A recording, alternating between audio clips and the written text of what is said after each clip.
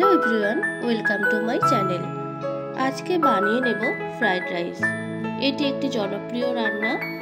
বাড়ির যে কোনো অনুষ্ঠানে এই রান্না হয়ে থাকে। বাচ্চা থেকে বড় সবার ফ্রাইড রাইস খেতে ভালো লাগে। চলুন দেখে নেওয়া যাক ফ্রাইড রাইস কিভাবে বানাতে হয়।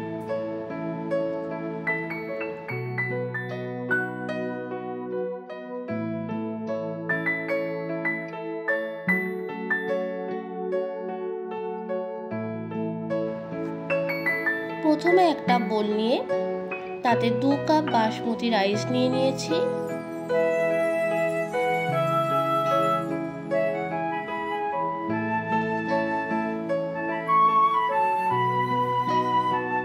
এবার পরিমাণ মতো জল দিয়ে রাইসগুলোকে ভালোভাবে ধুয়ে নেব।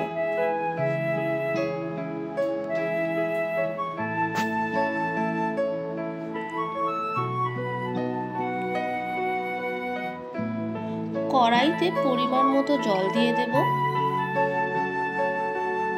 এরপর পরিমাণ মতো লবণ দিয়ে দেব।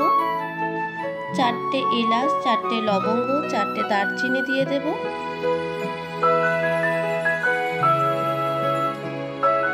ওয়ান টেবিল স্পুন অয়েল দিয়ে দেব।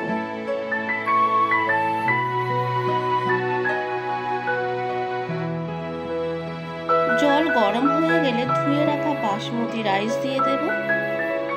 এরপর কিছুক্ষণ বাসমতি রাইসগুলোকে সিদ্ধ করতে দেব। সিদ্ধ হয়ে গেছে, এবার নামিয়ে নেব।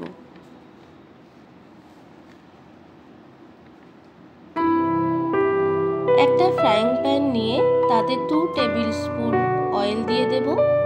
অয়েল গরম হয়ে গেলে ধুয়ে রাখা গাজর কুচি দিয়ে দেব। এর মধ্যে 1 টেবিল স্পুন লবণ দিয়ে ভালো করে ভেজে নেব।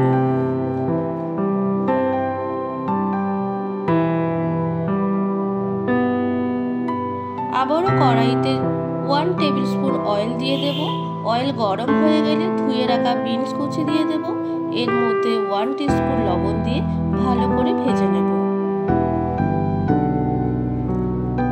এরপর কড়াইতে 2 টেবিল স্পুন ঘি দিয়ে দেব। ঘি গরম হয়ে গেলে এর মধ্যে সিদ্ধ করে রাখা বাসমতি রাইস দিয়ে দেব। ভেজে রাখা বিনস গাজর কুচি দিয়ে দেব। পরিমাণ মতো চিনি দিয়ে দেব। কাজু কিশমিশ দিয়ে দেব। সিদ্ধ করার সময় লবণ দিয়েছিলাম বলে আর লবণ দিলাম না। উপর থেকে ঘি ছড়িয়ে দিয়ে ভালোভাবে নেড়ে নেব 5-10 মিনিটের জন্য।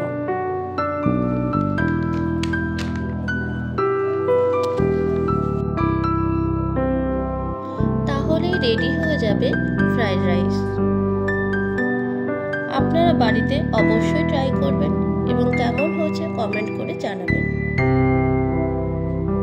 আরো নতুন নতুন রেসিপি পাওয়ার জন্য আমার চ্যানেলটিকে লাইক